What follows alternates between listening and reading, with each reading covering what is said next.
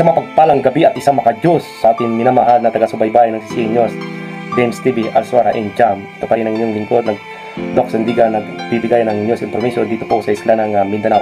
Proclamation Rally ng Team Aguila, Team Jaguar, Team Pinuno sa bayan ng Ratchaboyan, lalawigan ng Maguindanao Sur. Pinagsa ng libo-libong supporter ang Proclamation Rally ng Team Aguila, Team Jaguar, Team Pinuno sa bayan ng Ratchaboyan, Maguindanao del Sur. Sinalubong ng iyawan at galakan ng libo-libong supporter ang matagumpay ng Proclamation Rally ng Team Aguila, Team Jaguar, Team Pinuno ngayon araw ng Mayo 3, 2025 ginanap sa Barangay Chapacan Elementary School, bayan ng Ratchaboyan, lalawigan ng Maguindanao Sur. Pinangunaan mismo ng Incumbent Governor by Mariam Sangki Mangudadato, electionist ang Proclamation Rally ng incoming Mayor Dato Jacob Jack Ampatuan, incoming Vice Mayor Dato Orly Uto. Si Dato Orly Uto ay dating nagsilbing Vice Mayor ng bayan ng Ratchaboyan at dati rin anak ng dating mayor at kanyang mga anak ay profesional at kasalukuyan din barangay captain ng kanyang anak sa barangay Milip at kanyang kapatid ay dating chief ng ospital sa lalawigan ng Sultan Kudarat at kanyang mga anak ay mga profesional ay patunay lamang na siya po ay isang magandang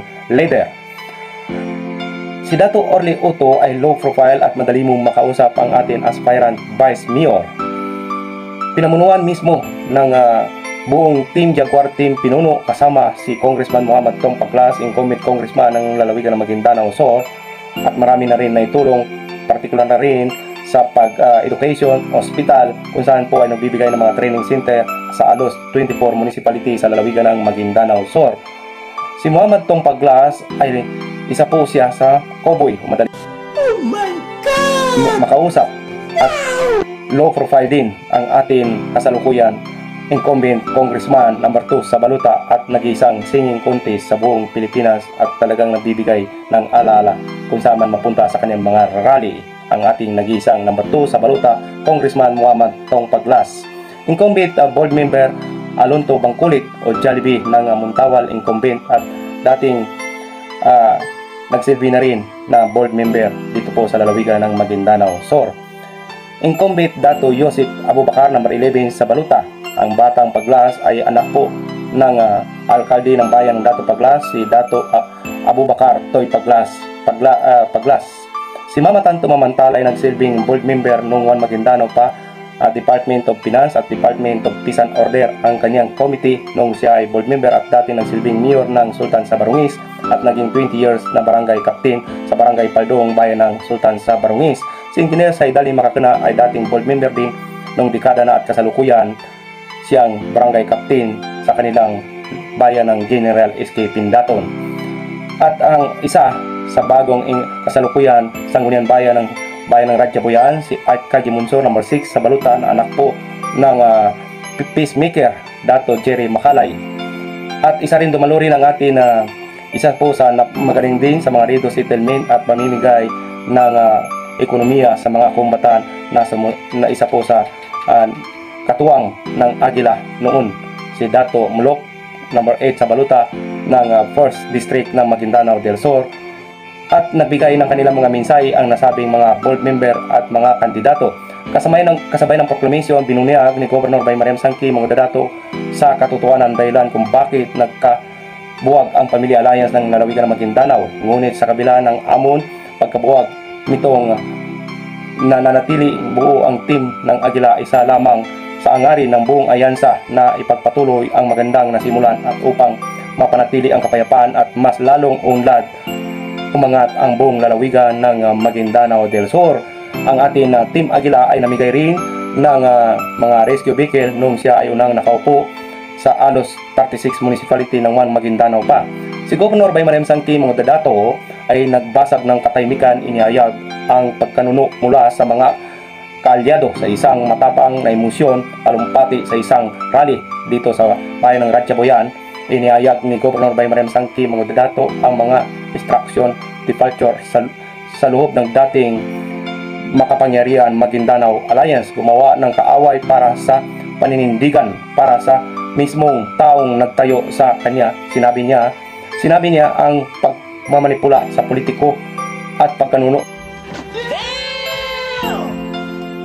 pangunain kaalyado lalo na sa family mitimbang. Sinabi ni Governor by Mariam Sangki Mangudadato niningkayat na tumakbo noong 2019 ngunit na-sideline lamang siya. ang kanyang sariling vice governor. Ito ay maging kayat, ito ay kasaysayan ng paulit-ulit na sinabi niya ng pagkanuno ang alyansa ay ilan sa matatanda at nagkakaisa sa mga katunggaling pagsa.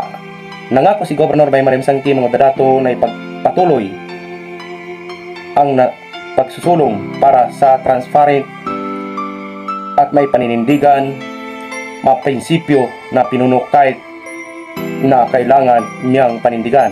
At ang ating Governor Baymar M. Sangki mga dadato ay angad niya na lalong magkakaisa at natutuwa rin ang pamilya ng Angas at Mamatanto Mamantal dahil na rin sa ginawa ng kasalukuyan aspirant Governor Honorable Suarto Teng mga dadato na Maguindanao del Norte at kasalukuyan Governor ay pinagkaisa ang pamilya at ganun din sa bayan ng Ratchaboyan. Ang dating magkasangga ay ngayon ay magkasama na sa politiko. At ito po ang inyong ng balita, Doc Sandigan, ito po sa isla ng Mindanao at saan man po dako ng ating bansa. Magandang gabi sa ating taga-subaybay at inyo pong subaybayan ng ating news information dito lang po sa impila ng CC News, Dims TV, Alsuara, in Pinpoint at Jam. Maraming salamat po sa ating taga-subaybay.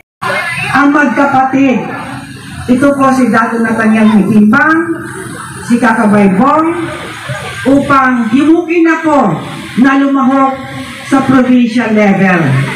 Ang tanong ko, bakit niyo ako isasali sa provincial level? Ang sagot nila, pareho kako na si Kagi Ali Mitimbang, asa kasi Bapa Dato Tukaw Mitimbang, parehong hindi nanalo noong 2013 at maging noong 2016.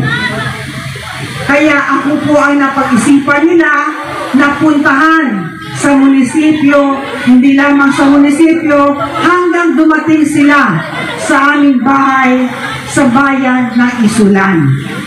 Kaya tuwing marinig ninyo ako nag-speech during that time, madalas kong sinasabi na sa Family Alliance na ito, ang aking pundasyon noon, tandaan natin noon, ang pamilya Mastura, ang pamilya Sinswat, ang pamilya Mitimbang, and of course, ang pamilya Ampatuan, ang aking naging pundasyon.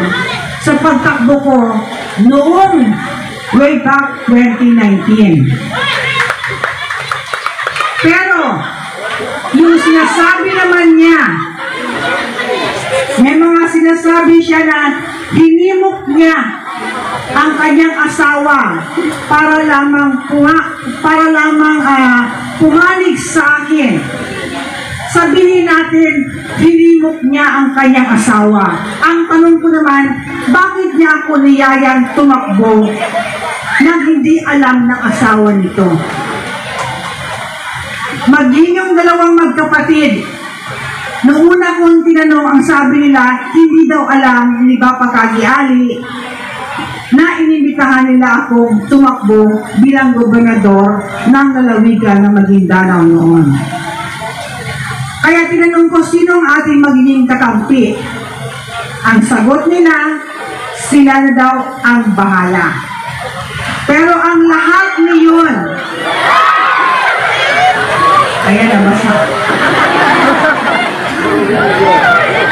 Pero mas maganda yan, ibig sabihin, swerte yan.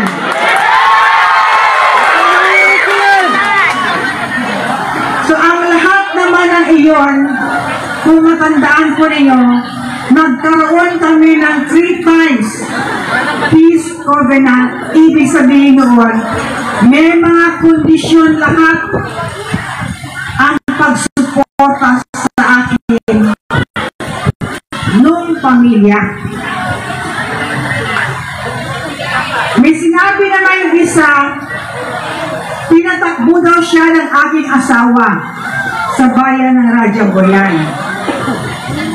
Pero ako mismo, hindi ko matandaan dahil sinabi na nung tinanong ko sa aking asawa kung pinatakbo niya ba, ang sagot niya, hindi niya rin matandaan kung pinatakbo niya ba si Bay Maruwa way back 2019.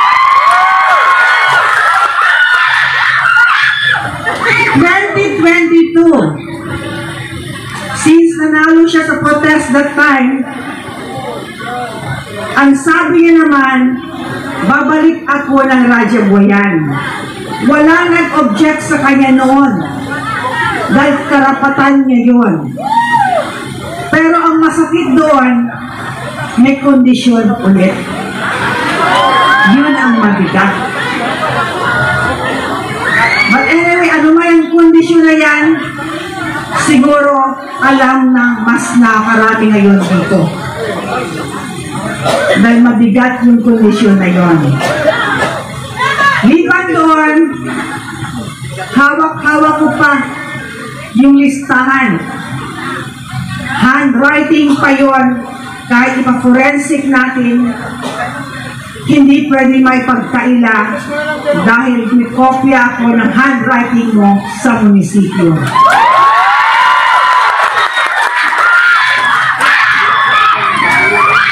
Pero, tulad na sinabi ko,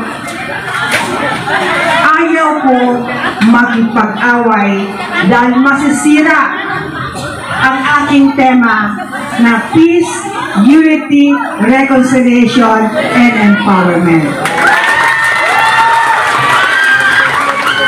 Kaya mas minabuti kong tumahimik ako.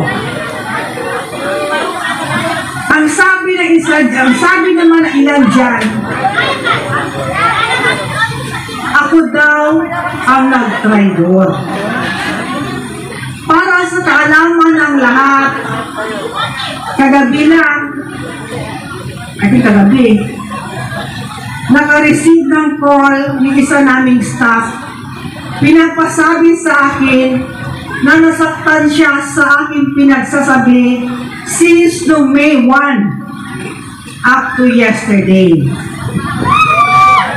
Ang sagot ko naman sa kanya kung siya ay nakikinig ngayon, paano malaman ng taong bayan ang katotohanan kung hindi ako magsasalita?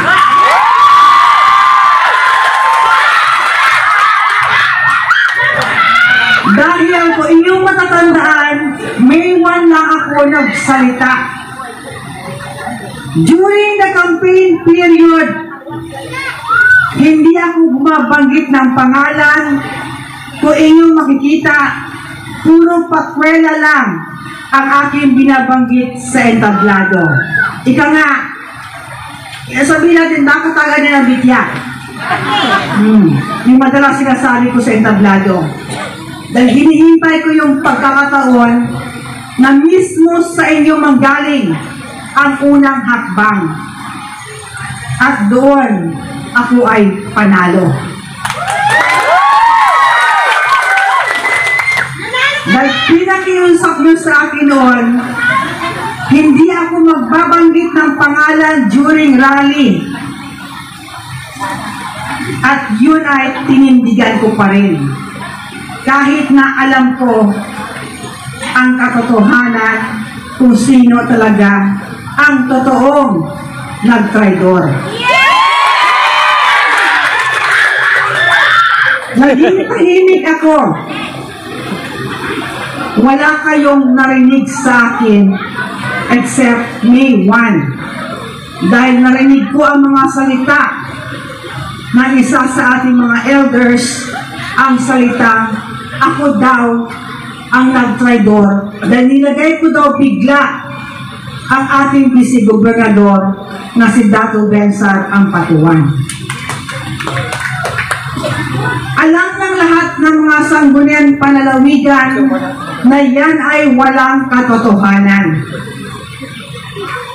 Dahil kung matatandaan po natin, October 3 dapat ang filing of candidacy natin, pero hiningi ko sa inyo, iurong natin na October 7 ang ating filing of candidacy. Dahil unang-una ay kinonsider namin mag-asawa ang rason ninyo na makakalabas, sabihin natin, yung tinagurian natin, I respect Dato Saldi Ampatuan na isa siya sa mga groomsmen namin nung kinasal kami mag-asawa.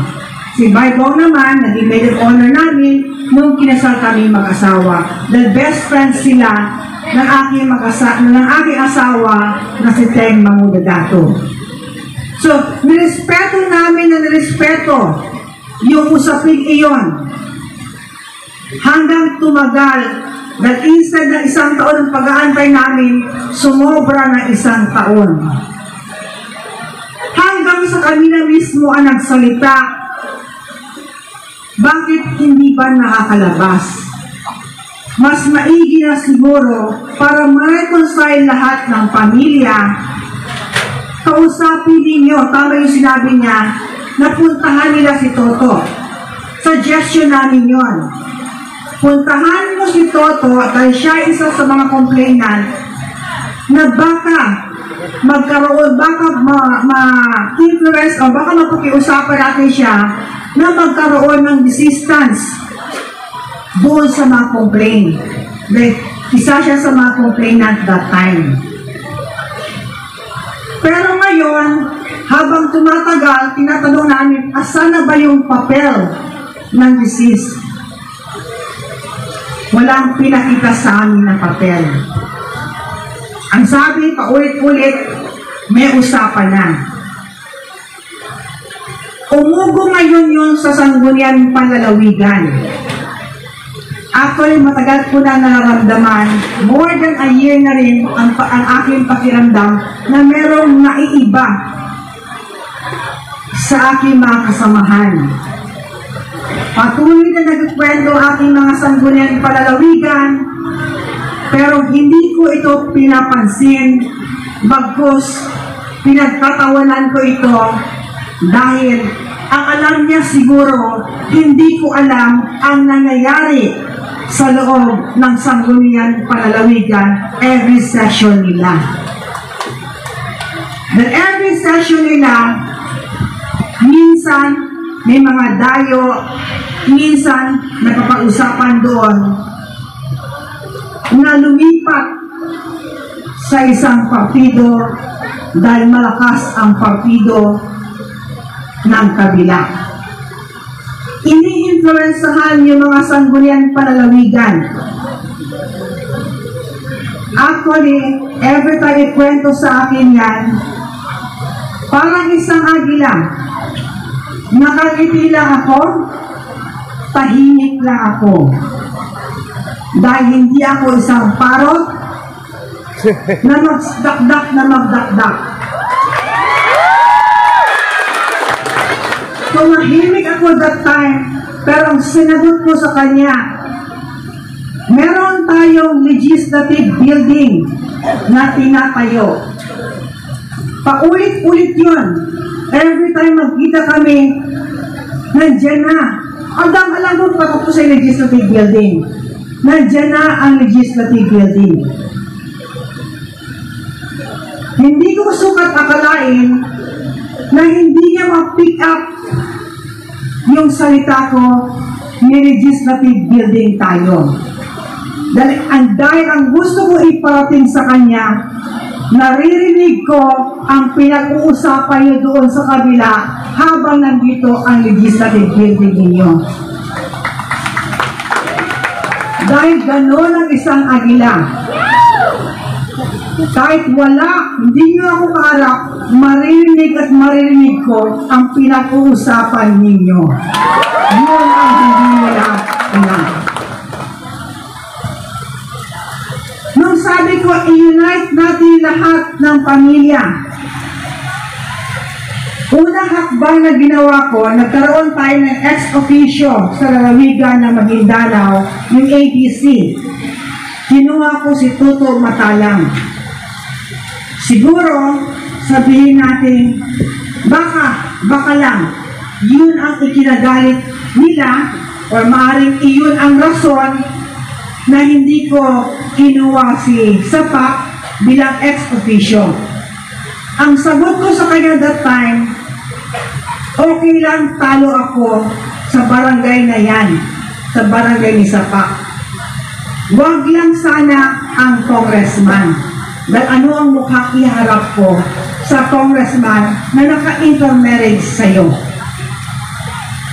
Kaya, mas pinili kong gawing ABC ex officio si Toto Matalang dahil unang-unang aking misyon para hindi na magkaroon ng laban-laban sa bayan ng Pagalungan. Anyway, si Toto Matalang ay naka-intermarriage din sa pamilya ni Timbang. So habang tumatagal na inaayos ko ang lahat ng mga munisipyo, ang sabi ko sa kanya noon,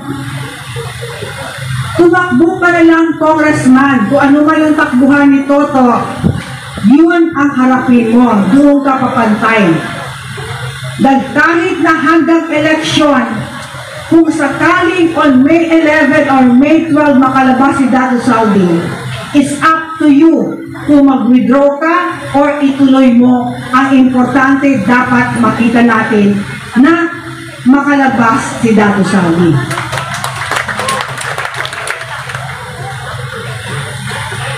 Kaya mali ang sinasabi nila na siniksik ni Dato Bensal ang sarili niya o kaya nag-fill up ako ng Vice Governor nang hindi nila alam. May mga rason pa sila. Ang sabi naman niya sa akin, habang palapit na rin yung filing, ang sabi niya, mainit kayo sa barn. Ayaw kayo ng mga ilang opisyales sa barn. Tumahimik din ako. Hindi rin ako nagsalita. Nakaliti lang din ako. Dahil hindi niya siguro alam kung ano ang dahilan o baka nakalimutan niya kung bakit kami nag-away ng barn. Nag-away kami ng barn dahil pinaglaban ko ang bayan ng Talitay. Sino noon ang gustong i-install that time? Si Fahad ni Timbang. Pinakiusapan ako bilang elder, of course, si Bapa Dato Kati Ali, na i-install ko si Fahad ni Timbang as a caretaker. Kung sumunod, ako ay sumunod lamang sa utos ng nakakatanda sa akin, kapalit na utang na loob, sumunod ako. Kapalit naman yon, nagkaroon ako ng maraming kaaway sa loob ng barn. Dahil during BOL time, pangampanya, wala akong kalaban, wala akong kaaway. Nagkaroon lamang ako ng kaaway nang dahil sa bayan ng Talitay. Pangalawang sabi niya, huwag kang tumakbo, gobernador, si Wali na lang tumakbo. Ang sabi ko naman, higit sa kayang kaalaman, sabi ko, hindi niya siguro alam ang kausap niya. Veterano sa politika. Mula nga ako sa Sultan Kudarat, pumunta ako mag-isa sa bayan ng Das, nanalo ako.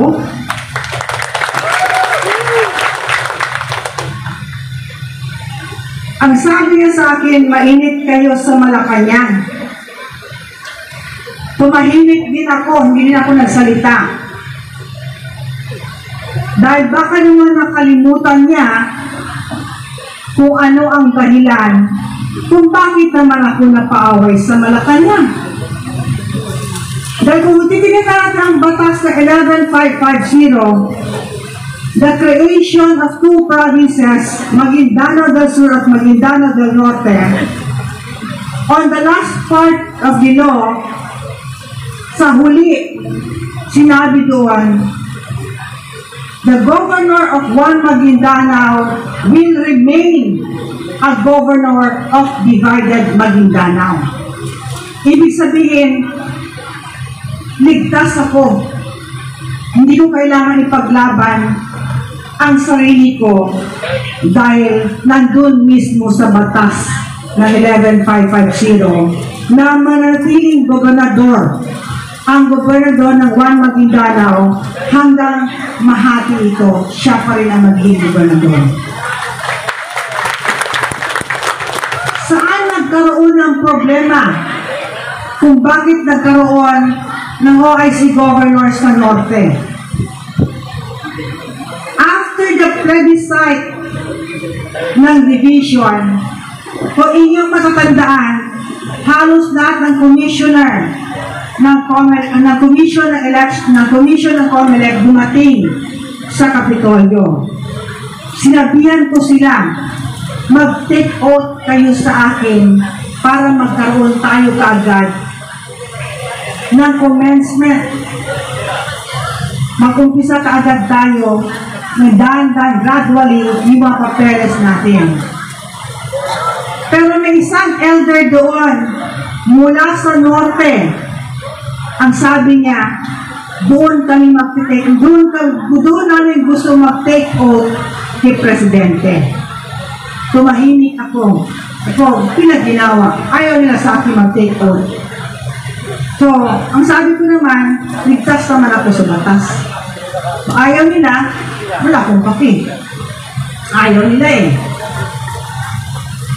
Ngayon, hindi nila sukat akalain na magkakaroon ng OIC Governor in the name of Absami Gambar or Abdul Rauf Mahakuwa. Kaya nagkaroon ng OIC Governor doon. During that time, alam natin ang incident that time, naglaylo si Vice Governor Amy. Naglaylo siya, hindi na siya nagsasalita, tahimik na siya. Dahil kumbaga sa kanya, mas pinili niya maging tahimik that time si Vice Governor Amy Sinswat. Kung ma-remember ninyo, nabakit ni Bapasani Gambar yung position niya as a BTA. Kung inyong matatandaan mga media, sinabi ko sa inyo that time, si Dato Sarifudin ang papalit kay Sami Gambar at magiging Menre. Pinaglaban ko ang alliance that time. And because of that, doon nagkaroon ng lamat ang ugnayan namin ng Malacanang at ang probinsya dahil sa pakikipaglaban ko sa Family Alliance. Pero kung tingnan natin, ito ay utos ng mga nakakatanda sa akin. Sumunod ako bilang gobernador at bilang utang na loob sa pagkapanalo sa akin way back 2019. Pero ngayon, ibang usapan ang na-divide ang lalawigan ng Maguindanao. Ang sabi na isa dyan, nung binubuo ko na ang SSB, magsama na ang ANGAS pati yung mga tal, sinabi na sa akin, huwag ka masyadong magtiwala sa pamilya ang Patuan dahil traidor ang mga yan. Tahimik lang din ako, nakangiti dahil sa hindi niya siguro alam na ang kaharap niya ay isang ang Patuan. Kaya nung binubuo ko lahat ng mga probinsya, ng mga munisipyo na sana hindi na magkaroon ng away-away, dahil dumating sa punto, ang sinabi pa namin sa kanya, tumakbong congressman si Toto at tapatan mo siya ng congressman. Hindi natin palalabanan ang bayan ng Buluan at ang maging bayan ng Mangudadato.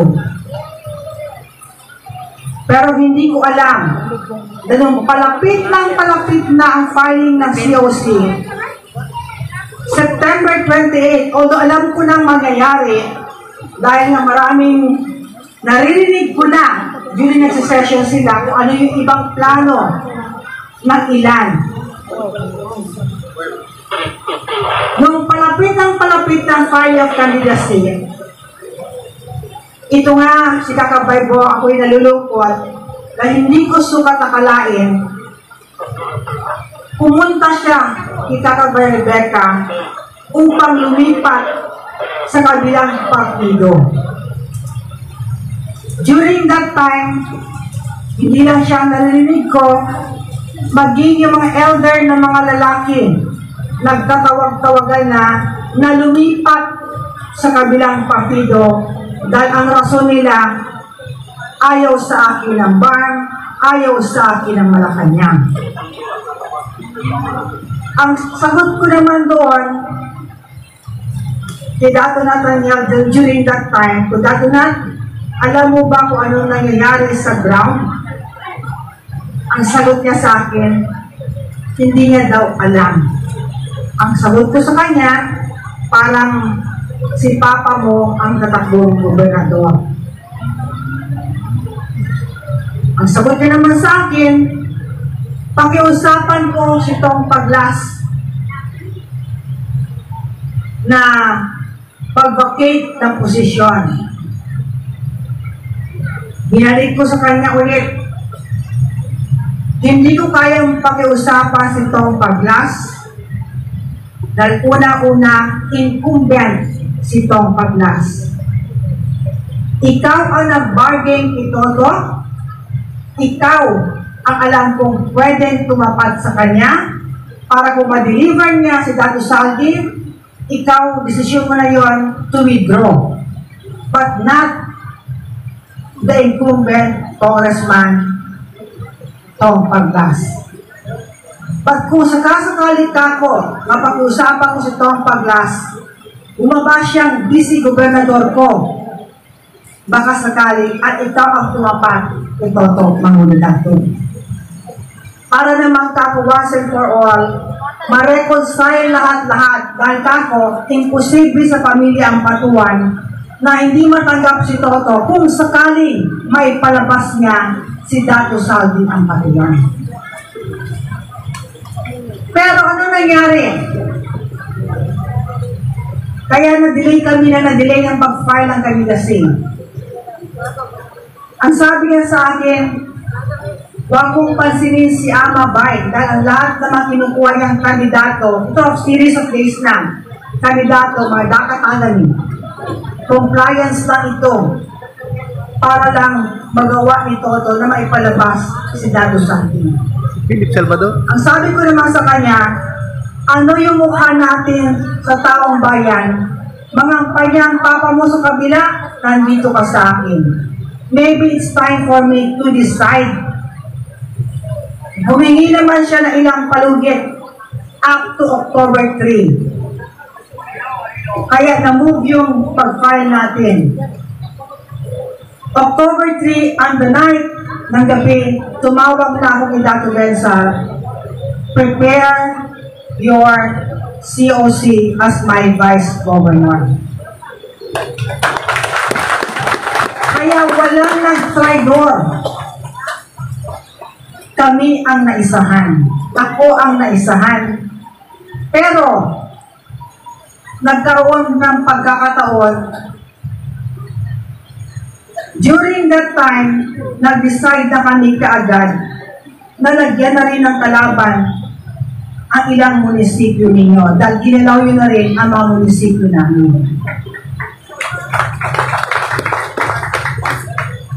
Naawa pa nga ako dahil sabi na ilan, lagyan din daw ang dam, pati ang palayan.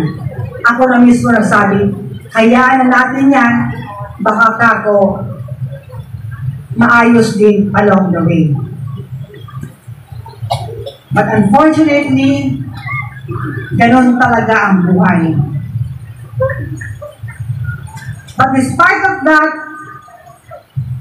alam kong panalo pa rin kami.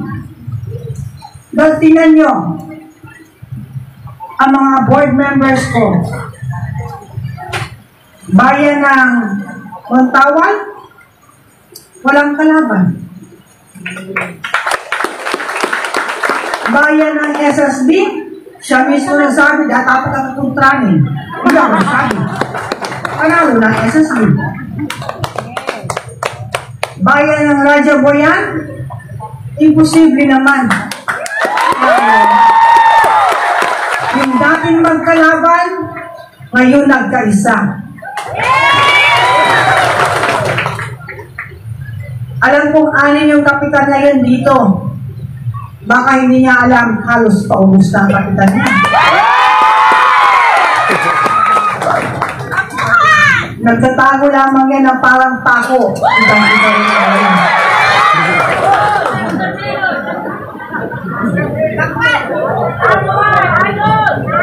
But anyway,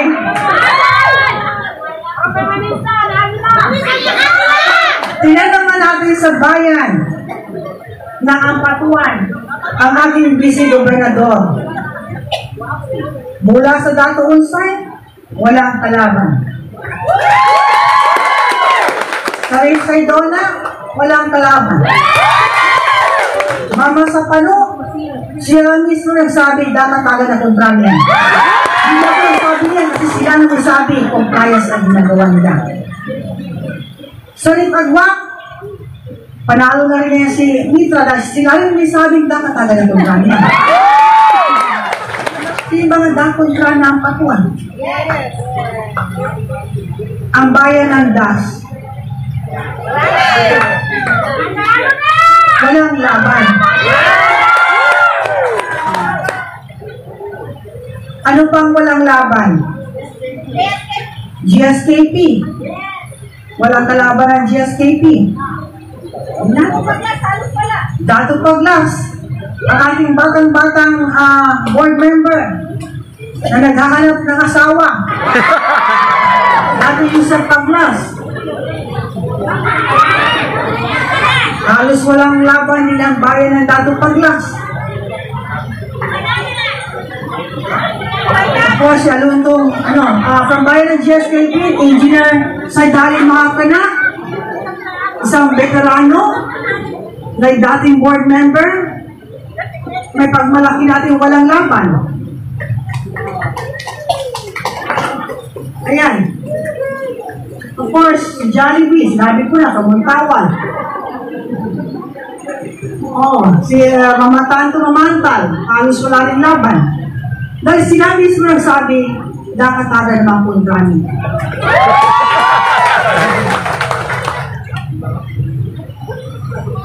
So ngayon, sino ang nag-traidor?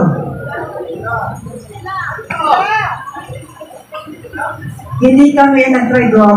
Dahil unang-una, kung ako ang nag-traidor, hindi kami tatagal sa Sultan Kudarat Province. Sultan Kudarat Province, more than 30 years na kami riyan. Christian dominant area. Dominated na Kristiyano. Pero pinili pa rin kami. Actually, yung anak ko, si Dato Pax Ranguna Dato, ang gobernador na batang-bata, hindi niya nga alam na tumatakbo siya gobernador. Dahil na naloko siya sa kamalayan ng party list. Ang sabi ko niya kaya kagabi, Dato, wala kang poster. Ako na magpagawa ng poster mo. Kasi baka kako, nakafocus ka sa party list ng kamalayan, hindi mo na mapansin na tumatakbo ka gobernador. Sa bagay, hindi naman kami nag-aalala sa Sultan Kudarat dahil ang katunggali naman ng aming anak ay yung kumakanta lang naman ng ano yun? Malis, ano po? Ang yun ang team sa Marisa na po. Pero ano bang plataforma? Tinagalog lang. Ganda-ganda. Ganda-ganda-ganda. Baka hindi niya alam na lahat ng hospital na nalawigan na maging na Sultan Kudarat, 5 hospital, Lambayong, Bagong Bayan, Libak, Palimbang, Sultan Kudarat, libre lahat ang hospital.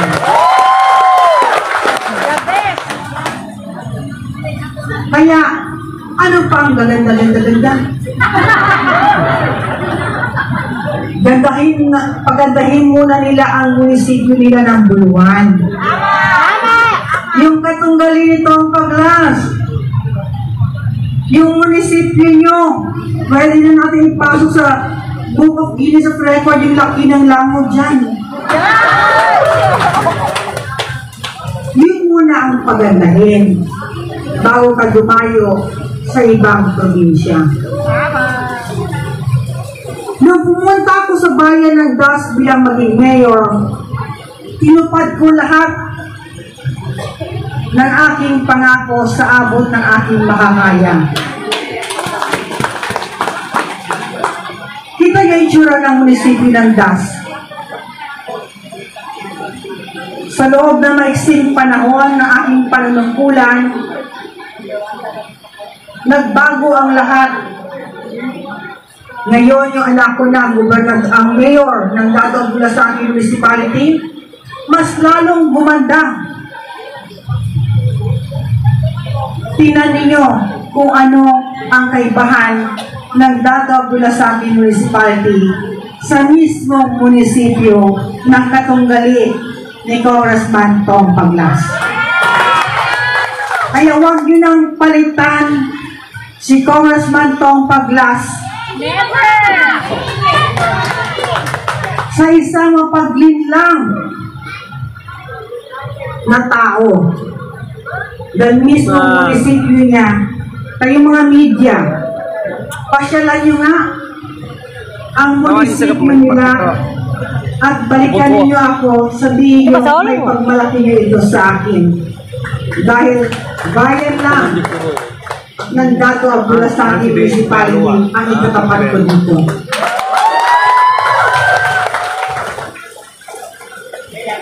Buluan, dating napakalaking munisipyo, maraming barangay. Sinasabi lang, city na sila. Tama, city na lang ang barangay na naiwan sa bayan ng Buluan. 7 na lang, hindi pa mapaganda. Ito, ayaw ko umatake, pero napipilitan akong sumagot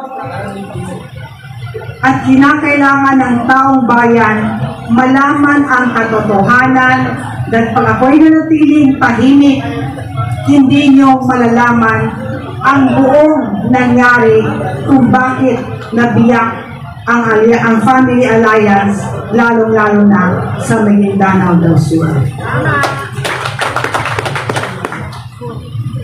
Dahil yan, para sa akin, matagal ng planado, matagal ng ambisyon. Nagkataon lamang na isang agila ang katapat ninyo. Kaya sa inyong lahat, maraming salamat sa inyong pagdalo. Ipagpatuloy po natin ang ating magandang nasimulan sa bayan ng Rajaboyan. Ibalik natin ang katahimikan, ang kapatiran natin dito sa bayan ng Rajaboyan. At yan ay tulungan natin ibalik si Dato Jack ang patuan bilang mayor at Vice Mayor Dato Orly Tuto. Ganun, si Mayor Jack pala nag-ahawak dito. Wala na aking binanggit. Dapat patay.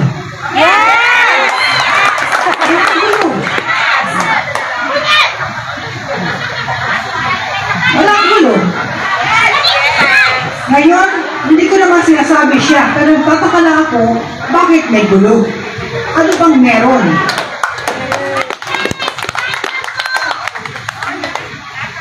Kaya nga, yung salita nilang matutano, di kami bagato, kagaya bagato namin. Servisyo kami mo, tampil tano, kasi servisyo. So, tinatawagan ko ng pansin ang ating Mayor Dato Jack ang patuan, Vice Mayor Orly Uto, ang ating mga councilor, Dato ang patuan, Rashid Badal, Habib Dading, Yamashita Ibrahim, Tom Makalay, Norodin Makalay, Toto Bin Silongan, Jas Uto.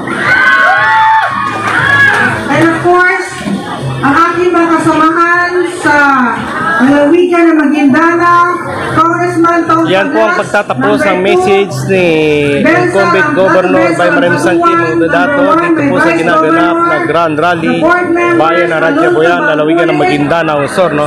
Kung saan po ay nandito po ang kaniyang mga team. Kasama po si Congressman Incumbent Muhammad Tompaglas at incoming Vice Governor Dato Besa. Numero 1 sa balota. At kasama rin si Dato Orly Uto.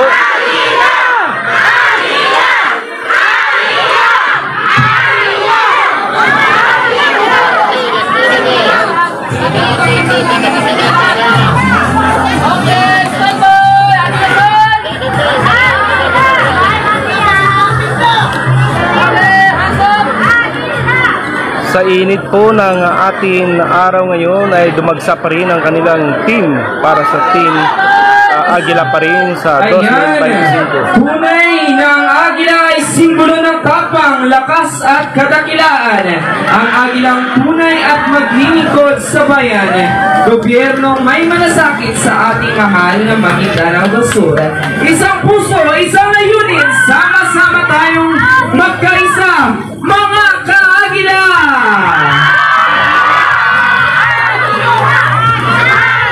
Makikita natin na talagang libo-libo ang dumagsa dito po sa Grand Rally ni Provincial Governor Baymarim Sangki Mangudadato.